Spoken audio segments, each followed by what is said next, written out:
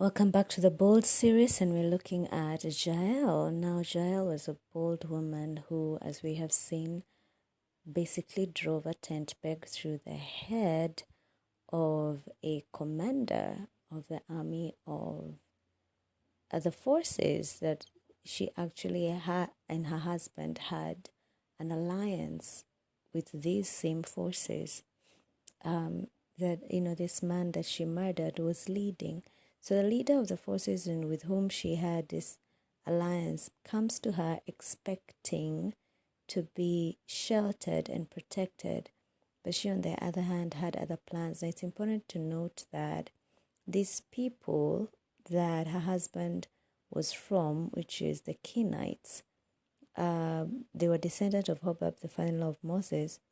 But Haba, it says in verse 11, had moved and set up his tents away from the rest of the clan. And I think feeling a bit isolated, he needed an alliance because they were pastoralists in order to protect his property as they searched for pasture throughout the land.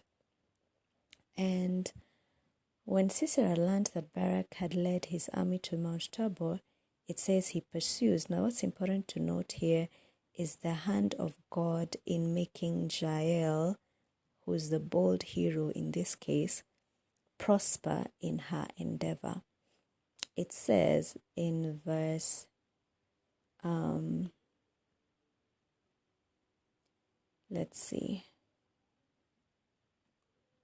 Barak led his 10,000 troops down from Mount Tabor, and during the battle the Lord confused Sisera. It says in verse 15, and during the battle the Lord confused Sisera, his chariot drivers, and his whole army. Abram was so afraid of Barak and his army that even Sisera jumped down from his chariot and tried to escape. So isn't that interesting? You'd think it's faster to go on your chariot, but he wanted to remain incognito, and sort of go unnoticed. But Barak's forces went after Sisera's chariots and army as far as Harosheth Hagoyim. Sisera's entire army was wiped out. Only Sisera escaped. He ran to Haba's camp because Haba and his family had a peace treaty with the king of Hazor. Sisera went to the tent that belonged to Jael, Haba's wife, and she came out to greet him and said, "Come in, sir." So you might think, well, look, why wasn't she outright that she was clearly going to be his enemy at that point? At what point does she come out unbeguiled and show her true colors? Now, God uses our wisdom, uses even our cunning ability for tact. And she was just being tactful. She says, yeah, you know what? Just come on in and I'm going to take care of you. Please come on in. Don't be afraid. It says in verse 18 in the contemporary version, very interesting. She came out to greet him and said, "Come in, sir. Please come on in. Don't be afraid." So in my book, I reflect, did she actually think about this at this point? Did she think of how she would put a tent peg through Sisera's head at this point? Or had she already decided that should this man come in my tent, I'm handing him over, So after they had gone inside, Sisera lay down and Jael covered him with a blanket. "Could I have a little water?" he asked. "I'm thirsty." Another trap, because Jael opened a leather bottle and poured him some milk. Notice he asked for water. Then she covered him back up with the blanket. Verse 20 says, he asked her to stand at the entrance of the tent, and if someone came by, asking if anyone was inside, to tell them no. Sisera was exhausted. Exhausted from what? Remember, it is God who had discomfited and made them so afraid of Barak that he went on his feet instead of on the chariot. So now he's tired from the trek. And now being tired from the trek and having been given some milk by Jael is a setup. And Sisera, exhausted, soon fell asleep. Jael took a hammer and drove a tent peg through his head into the ground, and he died. So you'd think, isn't she afraid, that her husband is going to come and ask her, what did you do? We have an alliance with this king of this commander, don't you know, blah, blah, blah. I think I would credit to Jael that she understood who her real enemy was. Alliance or no alliance, she was of an oppressed people, and she understood that the war had come to her tent for her to take decisive action and ensure that victory belonged to Barak and Deborah, because that was ultimately God's side and that was the winning side.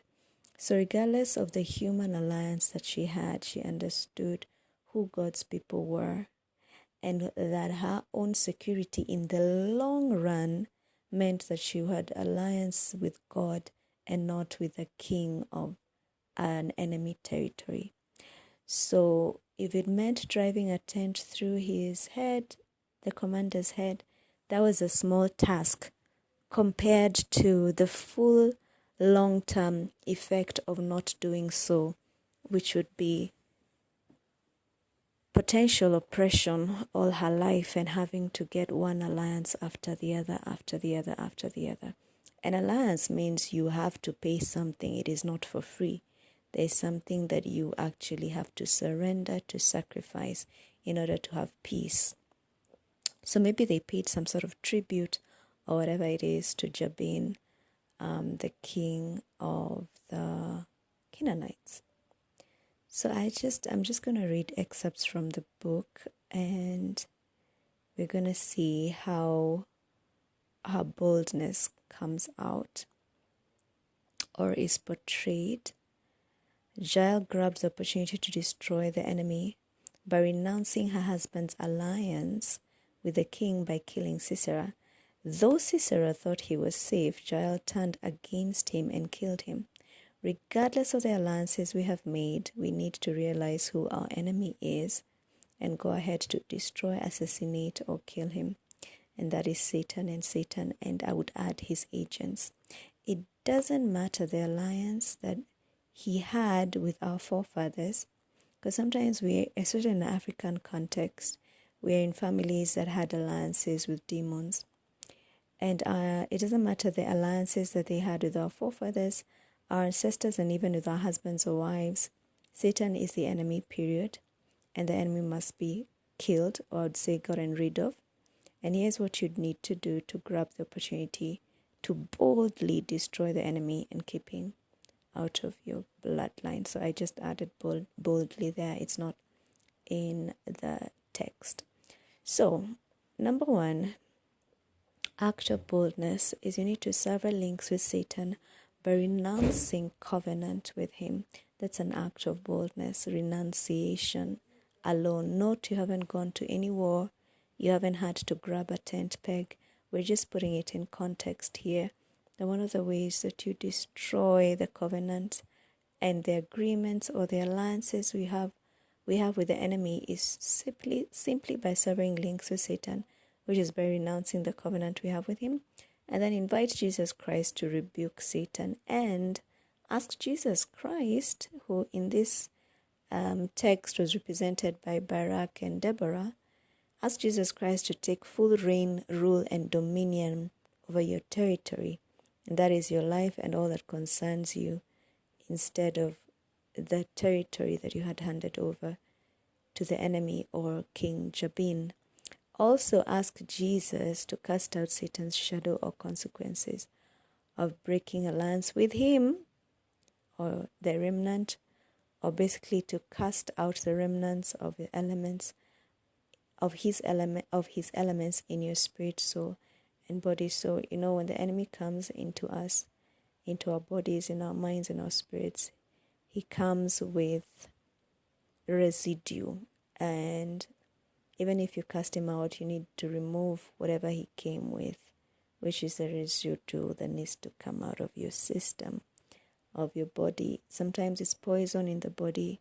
Sometimes it's wrong thinking, the wrong mindset in the mind.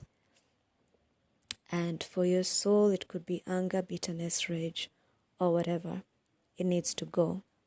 So ask Jesus to cast out the shadow of Satan or any remnant of him. And that is how you grab the opportunity to be free, and I would say boldly take back what truly belongs to you. So next we'll be looking at somebody else that is spoken about here often, which is Queen Esther. But bye for now. Have an enjoyable day or night. Ciao.